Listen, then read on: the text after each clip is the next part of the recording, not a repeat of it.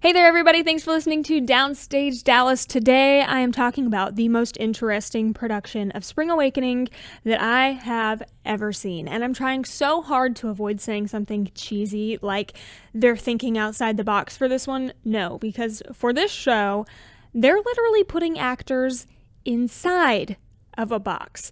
I'm talking with the artistic director of East Dallas Arts, Tom Parr. Let's go.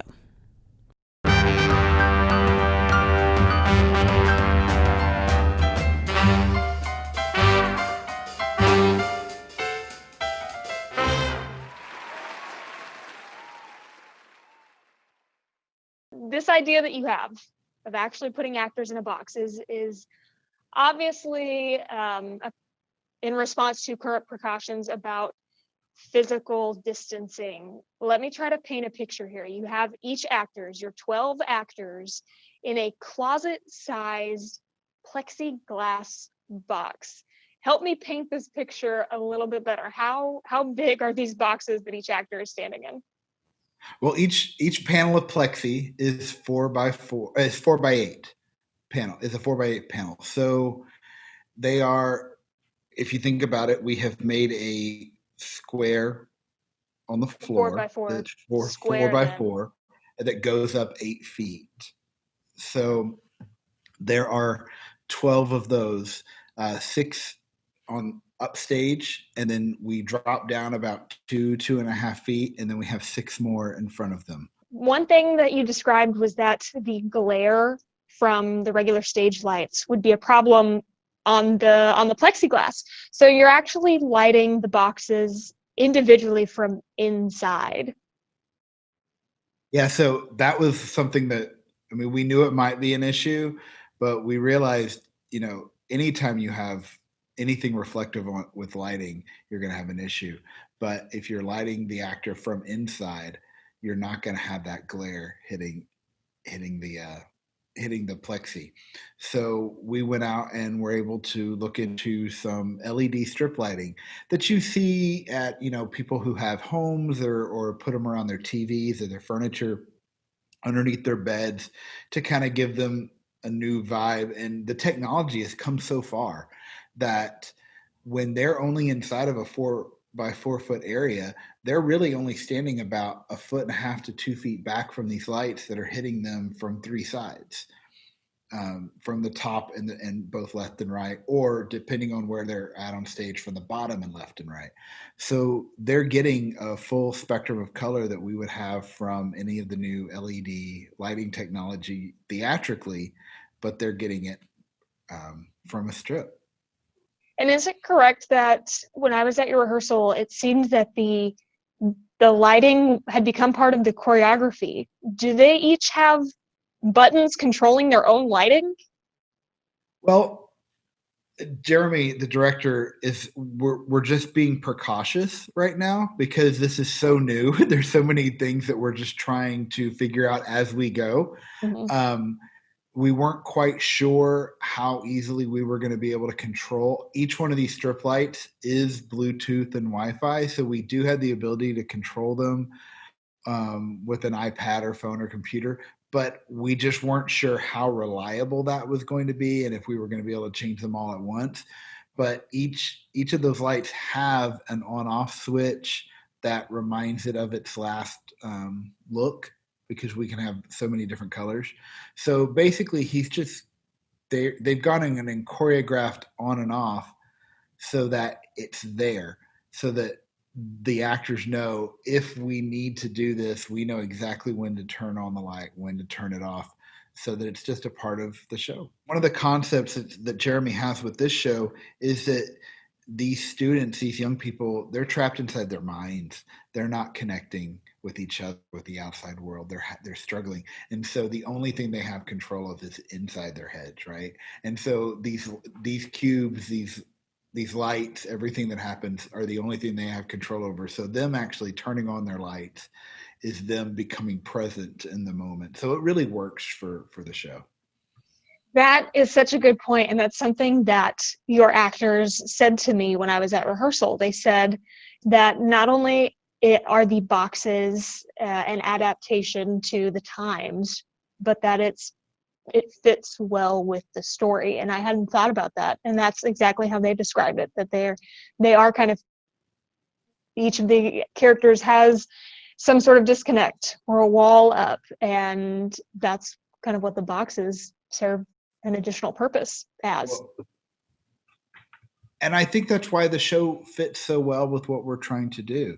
I mean, if you think about Spring Awakening, if you think about, these young people who are, frustrated with their adult world, as a parent of a teenager, I know that they're simply sitting back there going, with all the animosity from the left and the right and politically and with COVID and being trapped in their rooms in their houses and not being able to see people and not be able to communicate in the way that they're, one-on-one like they're supposed to, getting ready to go back to school.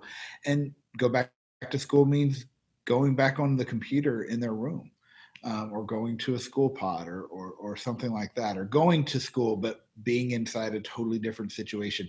They're experiencing something that none of us have ever experienced. So when you think about Spring Awakening and these people, these children and teens in this show, and their awakening, in so many different ways of thinking, it really fits with what these kids are struggling through today. And so I think that's why they've connected so strongly to it.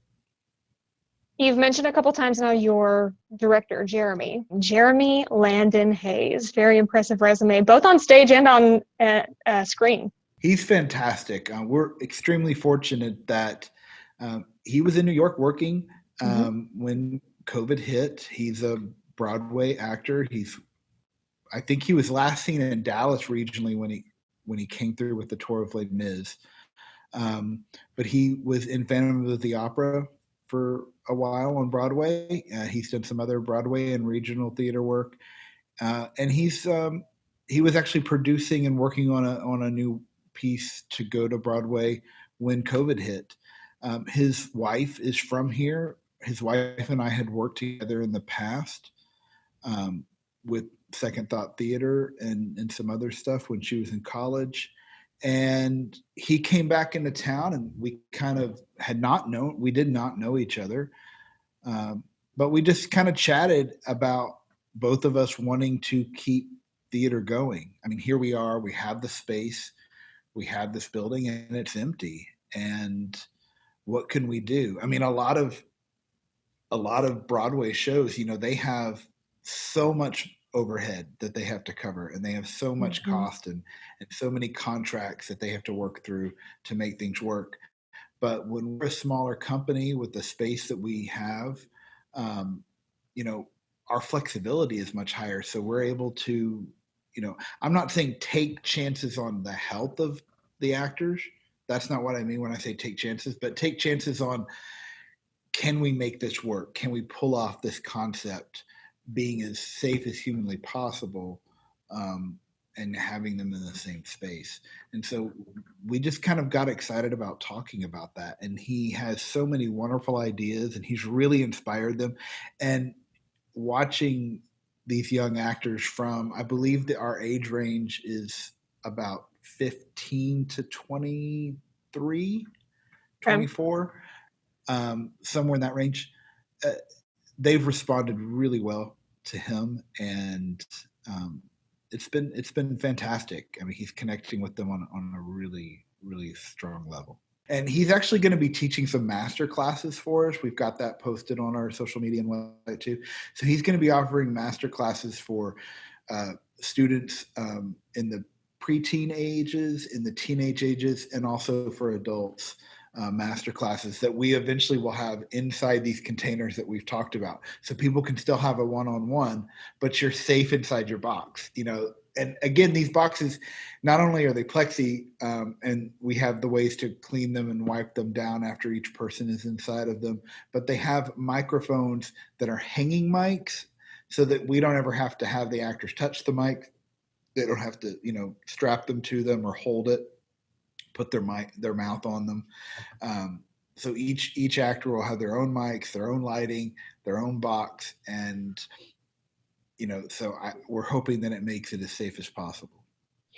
So these boxes are really going to be reusable for other purposes. It's not just this show. If you're using them for classes, would you possibly be using them for the next show and the next show, possibly? Well, we actually came up with a 4-show season just for the fall. So we're going to be doing 4 shows back to back to back, potentially 5 shows back to back to back.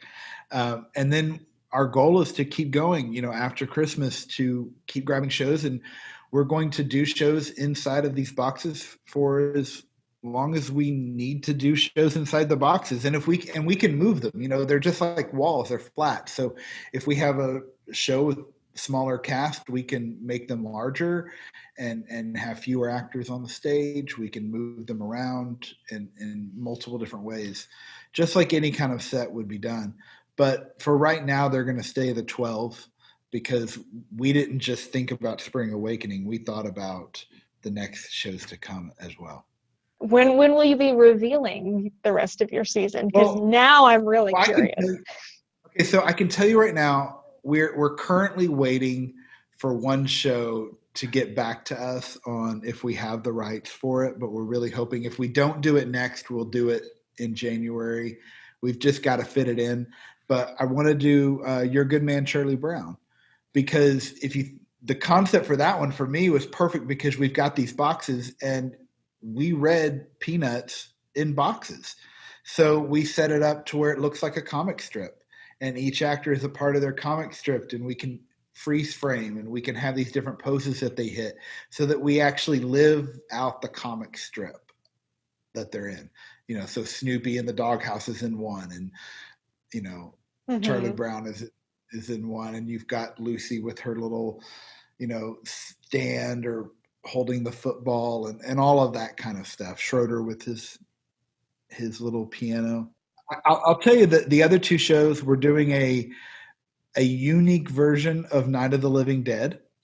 Again, this is an adaptation that I'm going with, that I'm writing, where we really play off the idea of everybody being afraid right now, of wearing masks, of being stuck inside. And so we're playing with that one. And then finally, we're doing a parody during Christmas called A Christmas Line, which is a parody of a chorus line, again, to work with the boxes. And because of the boxes that we have, each box represents a Christmas toy that's going to be wrapped, and they are being auditioned by Santa and the head elf to go onto his sleigh. So we have characters of all you can imagine of toys, from G.I. Joe to Barbie and everything in between, to fit into this parody for students to play. Are all of your shows cast of kids, No, all or of do you our do shows. adult shows? Well, I mean, Spring Awakening is definitely an adult show, Right. Even though there's some teenage people in it. Right now, we've kind of focused on some of the teenage kind of realm because that's a lot of the students that I've worked with, because I was the chair of the arts at St. John's Episcopal School for 9 years. I have a daughter who's at Booker T. And so I have a lot of connection with, students who are at SMU or other colleges around here, high schools and middle schools in the area. But our goal is to open up to all ages, especially as we move forward. We have another 5th show that I'm not going to announce right yet because we're hoping that we get the rights to it any day now. But Jeremy would also be directing that show. And that's a full adult cast show that we would be doing for that one. Okay. Some good teases. I always like that. You've mentioned now a couple of times some more of your background, like for instance, the Second Thought Theater, and then you just said St. John's Episcopal. East Dallas Arts is a pretty new company. So tell me a little bit about your background and then the beginning of East Dallas Arts. Well, I've been doing theater here in Dallas. I moved here in 2001, right after 9/11, or right during 9/11 when that was happening. I was visiting here and just decided to stay. I had been working as a touring stage manager in TD at a number of different places out of New York. And I came here and we started Second Thought Theater along with the crew with that was Stephen Walters and Mike Schrader, who's now the head of Katie Studios acting program. Mm-hmm. And the other guys with Second Thought. And I was a part of that for about 3.5 years. And then, people change. We have different things that we want to do with our lives, and we're all young in our 20s. So I went on and kind of worked at some different theaters, directing around. And then I went the route of having a wife and children. And so I with Second Thought, I was doing these shows that were like really edgy, and I was always trying to pick the shows that were going to push the envelope as much as possible on what we could do on stage. And I also matured, and I have this other viewpoint now as a father, and so Mm-hmm. I had Nouveau 47 Theater in Fair Park for a couple of years that I ran. I did some shows out of there, and then I just for about 6 years, I stepped away from professional theater or any kind of theater outside of school, mainly because my kids missed me. Um, I had to look at it, and my daughters were like, "Dad, you're always gone. We never see you." And I had to think, 5 to 10 years from now, they're going to be completely different people, and I'm not going to be much different than I am right now. So I stepped away. And now my girls are almost 11 and 16, and it was the right time, and they wanted to do shows. And East Dallas Arts, again, doesn't just focus on adult theater. We are the broad scope of theater. We want to have a lot of children in the area. We want to be able to hire everybody from the mother or father who did theater when they were in high school and want to get back and do it again, to the professional actor, to the students and kids who want to pursue that at Booker T or Woodrow or any of the private schools in the area or public schools. We've done 2 shows. We did one show as a test run at St. John's my last year there, called Putnam County Spelling Bee. Mm-hmm. And we did it there. We had 7 different schools represented in that show. And it was a great time, and myself and the executive director of East Dallas Arts, that's Amy Koulis, and none of this could be done without her. She's been phenomenal. So Amy was and her husband were parents of some students that I had taught, and she started realizing that she was going to be a few years away from having an empty nest, and this was a passion of hers, and I'd been wanting to get back in doing theater outside of just the school. And so we kind of got together and formed this company. And we've grown a board from there, and we were looking last year for a space, and it took a little while. And I believe it was around December we moved into this building that we have now, that you were at the other day, and we renovated it. It was an old movie rental place. I mean, it looked like the 90s. I mean, it was just everything was Mm-hmm. purple. It looked like Saved by the Bell decorated the inside. Yeah, a And the lot of carpets angles, like, a lot of triangles on the walls, and then the geometric. circle. Everything was geometric and pastel, and the carpet was like movie tickets and big popcorn. It's like, it looked like Showtime or something. So we gutted the whole place, and we put up 13 by Jason Robert Brown, which is a show about adolescence, and becoming teenagers and going into that world. And we had a cast of about 18 kids who did that. And it opened up at the end of February. And we had 2 weeks of a run. And we closed the show, and we said, okay, we'll come back in a few days, and we will, get rid of everything and close it down and get ready for the next show. And as everybody else knows, mid-March, no one went back to work after that. So the theater was pretty much empty. And we had plans to do summer camps. We had plans to do multiple more shows. And just like every theater and arts program and so many bars and restaurants and everything, ours were closed. Yeah, So this was a way for us to keep going. It was almost kind of, I mean, of course, no one wanted to close for the length of time that things have had to close, obviously, but it was kind of a bit of a blessing for you that at least for that first show, you got to finish your scheduled run Absolutely. as planned. You know, that first show, getting that up off the ground and finishing it and not being cut off right in the middle of it, like so many people were. Oh no, absolutely. We had sold out houses the entire second weekend, standing room, people trying to get in. It was a great run. We, it was met all of our expectations. The students had a wonderful time. The talent that we had on that stage was just phenomenal, and the families that came to support it, and the neighborhood of the East Dallas neighborhood, where we're at, because we're really close to the border of Richardson and Dallas and Garland, and we just had a number of people come out who just wanted to support the fact that there was some kind of arts entertainment to do in that area. And so it was really great, and we felt very welcome.